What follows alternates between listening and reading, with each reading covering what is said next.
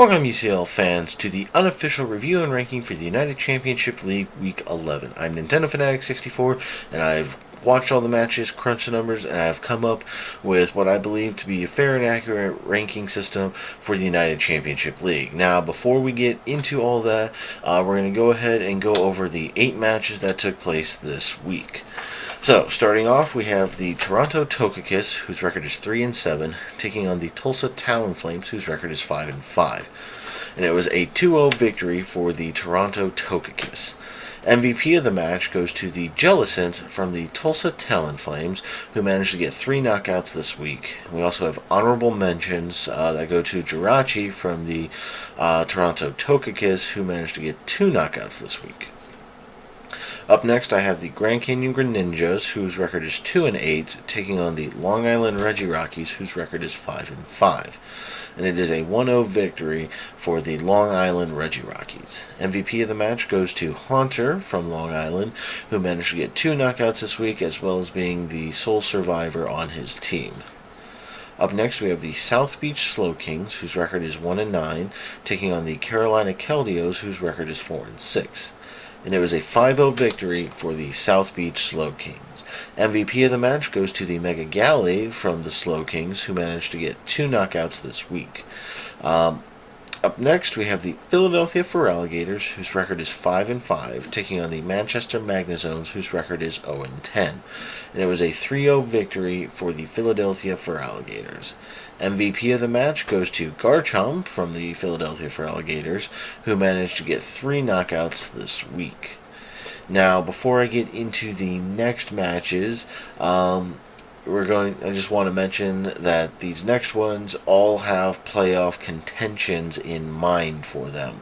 Most of these teams are so high up there that it's going to be coming down to the wire on all of them. So, starting off, we have the Bronx Beartics, whose record is 7-3, taking on the Bristol City Blazekins, whose record is 5-5. And it's a 3-0 victory for the Bronx Beartics. MVP of the match goes to Weavile from the Bronx Beartics, who managed to get 2 knockouts this week. Up next, we have the New York Yankees, whose record is 7-3, taking on the Pittsburgh Pichus, whose record is 5-5. And it was a 2-0 victory for the New York Yankees. MVP of the match goes to the Landorus Therian from the New York Yankees, who managed to get 3 knockouts this week. Up next, it was the St. Louis Rampardos with a record of 9-1, taking on the Durham Druddigons, whose record is 6-4. And it was a 5-0 victory for the St. Louis Rampardos. MVP of the match goes to the Mega Metagross from the St. Louis Rampardos, who managed to get 5 knockouts this week. And with those 5 knockouts, this gives Mega Metagross 26 knockouts for the entire season. And that's more than any other Pokemon in the UCL.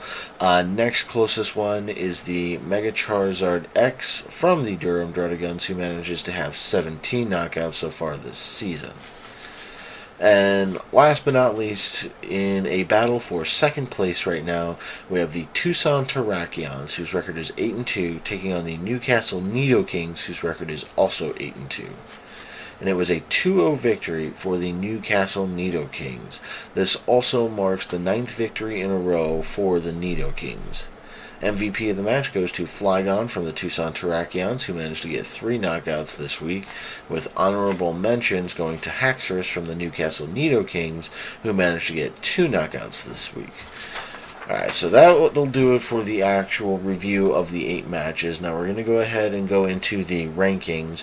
The rankings, I'm going to be doing it now based upon the actual records that the teams have, and using the scoring system I've used for the last 10 weeks previously to count as a differential, so therefore if there's a tie in the ranking, in the records, then I know which team would be higher than the other on it. So, starting off at number 16, we have the Manchester Magnazones, who unfortunately have a record of 0-11.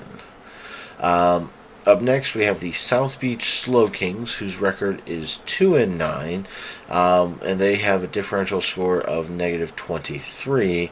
And then after that, at number 14, we have the Grand Canyon Greninjas, whose record is also 2-9, but have a differential score of -17. At number 13, we have the Carolina Keldios, whose record is 4-7, with a differential score of -20.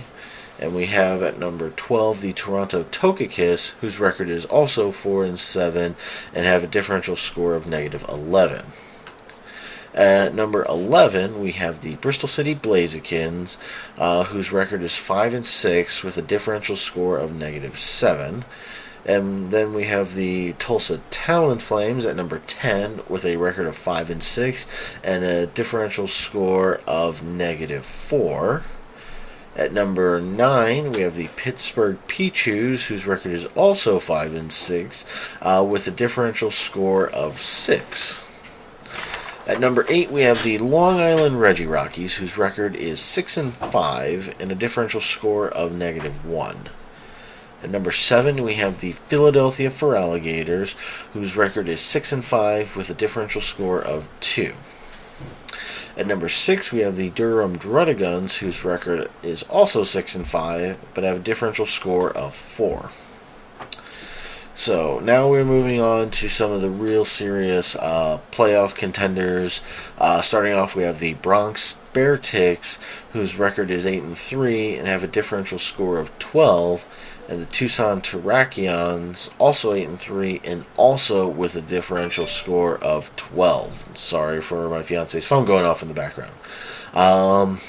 With that, now if these don't change in the next 4 weeks, and let's say the Tucson Terrakions and the Bronx Bearticks have the same record and the same differential, because I've been asked this question on my last video, I believe that if they have the same record and the same differential, that they should have one more match between the two to see just who's learned the most over these last several weeks. At number 3, we have the New York Yankees, whose record is 8-3 with a differential score of 15. At number 2, we have the Newcastle Nido-Kings, whose record is now 9-2, whose differential score is now 20. And then finally, ranked number 1 once again is the St. Louis Rampardos, whose record is now 10-1 and have a differential score of 31. So that will go ahead and take care of the review and rankings for the week 11. I plan on I'm going to try and have maybe another video up later on this week going over potentials for playoffs, as well as what teams will have to do in order to make it into the playoffs. Because even though, like I said, from the Bronx Bearticks, Tucson Terrakions, New York Yankees, Newcastle Nido-Kings, and St. Louis Rampardos are all in playoff contention, there are still other teams that have a potential to make it. It all will depend on how all the teams end up actually doing over the course of the next 4 weeks. But again, I'm going to probably get into that in another video, hopefully going up either tomorrow, which will be Wednesday. If I can't get it done tomorrow, it'll probably be up on Thursday at some point. But thank you all very much for watching. Leave a thumbs up if you are enjoying this. Always let me know in the comment section what teams you are rooting for. And of course, all this is unofficial. If you are watching this and enjoying it and wish it was official, tweet it out to the coaches. Let them know that you are enjoying this and you wish to have me become maybe the official one for Season 2. I don't know. But again, thank you very much for watching. I will see you all in the next review and rankings. Take care and good night.